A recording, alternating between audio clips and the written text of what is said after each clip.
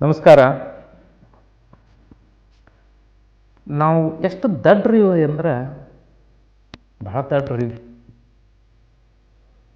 ಆದ್ರೆ ನಾವು ಭಾಳ ಹುಷಾರಿವಿ, ಜಾಣ್ರಿವಿ. ಮನುಷ್ಯರಂದ್ರೆ ಬುದ್ಧಿವಂತ ಪ್ರಾಣಿ, ಅದು ಇದು ಭಾಳ ಹೇಳ್ತೀವಿ, ಮತ್ತು ಅಷ್ಟೇ ದಡ್ರನ್ನೂ ಇವಿ. ನೋಡ್ರಿ, ಇವತ್ತು ನಾವು ಎಷ್ಟೆಲ್ಲ ಸಂಶೋಧನೆಗಳನ್ನು ಮಾಡಿದ್ದೀವಿ. ಹಕ್ಕಿಗಿಂತಲೂ ವೇಗವಾಗಿ ನಾವು ಹಾರ್ತೀವಿ, ಮೀನಿಗಿಂತಲೂ ವೇಗವಾಗಿ ಈಜ್ತೀವಿ, ಬೆಟ್ಟ ಪರ್ವತಗಳನ್ನು ಒಂದೇ ಬಾರಿಗೆ ನಾವು ಜಿಗಿತೀವಿ. ಎಷ್ಟೆಲ್ಲ ಅಭಿವೃದ್ಧಿ. ಎಲ್ಲಿಯೋ ಇದ್ದವ್ರ ಜೊತೆ ಸಂಪರ್ಕ ಸಾಧಿಸಿ ಮಾತಾಡ್ತೀವಿ, ನೋಡ್ತೀವಿ. ಎಷ್ಟೆಲ್ಲ ಮಾಡಿದ್ದೀವಿ. ಇಷ್ಟೆಲ್ಲ ಮಾಡಿ ನಾವು ಬುದ್ಧಿವಂತ ಪ್ರಾಣಿಗಳು ಅಂದ್ಕೊತೀವಿ. ಸರಿ, ವಿಮಾನಗಳ ಮೂಲಕ ಹಕ್ಕಿಗಿಂತಲೂ ವೇಗವಾಗಿ, ರಾಕೆಟ್ಗಳ ಮೂಲಕ ನಾವು ಬೇರೆ ಗ್ರಹಗಳಿಗೆ ಪ್ರಯಾಣವನ್ನು ಮಾಡ್ತೀವಿ, ಒಂದೇ ಜಿಗಿತದಲ್ಲಿ ಜಿಗಿದು ಬಿಡ್ತೀವಿ.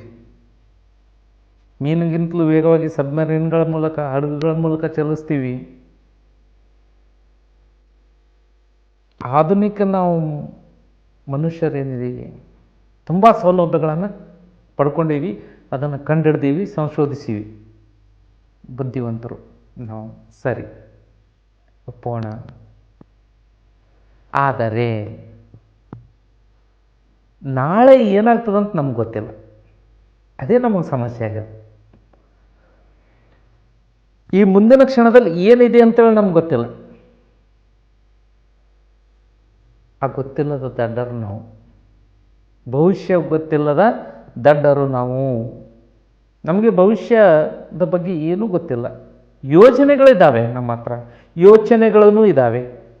ಯೋಚನೆಗಳು ಮತ್ತು ಯೋಜನೆಗಳು ಎರಡೂ ಇದ್ದಾವೆ. ಭವಿಷ್ಯದ ಬಗ್ಗೆ ಅನೇಕ ರೀತಿ ಯೋಚನೆ ಮಾಡ್ತೀವಿ, ಯೋಜನೆಗಳನ್ನು ಸಿದ್ಧಪಡಿಸ್ತೀವಿ. ನಾಳೆಗೆ ನಾ ಇಂತಿಂಥ ಕೆಲಸ ಮಾಡಬೇಕು ಅಂತ ವಿಚಾರ ಮಾಡ್ತೀನಿ. ಆ ಕೆಲಸಕ್ಕೆ ಏನು ತಯಾರಿಗಳು ಬೇಕು ಅವೆಲ್ಲ ಸಿದ್ಧತೆಗಳನ್ನು ಕೂಡ ಮಾಡ್ಕೊತೀವಿ. ಆದರೆ ನಾಳೆ ಏನಾಗ್ತದಂತ ನನಗೆ ಗೊತ್ತಿಲ್ಲ.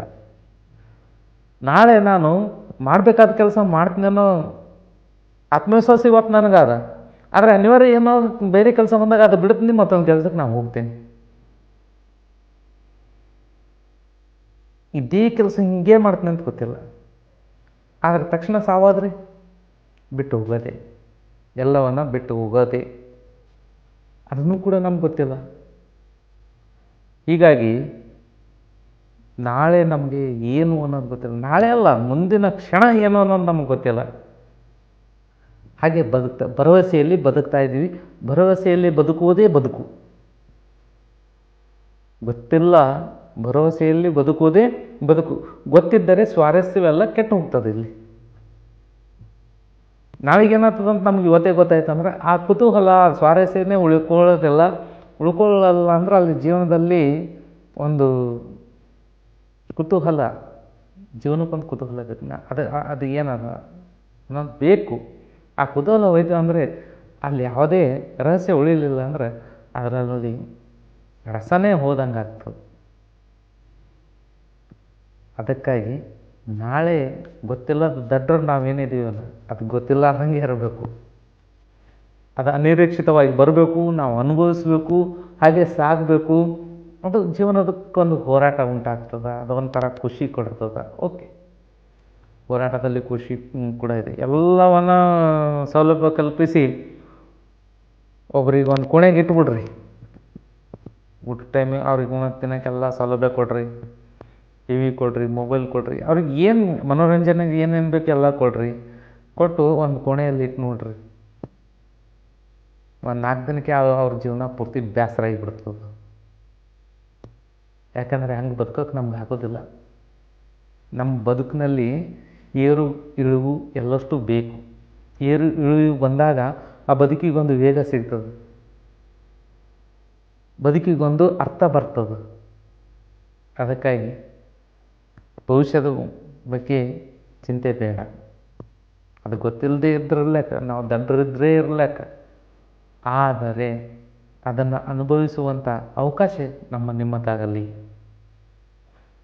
ಧನ್ಯವಾದಗಳು.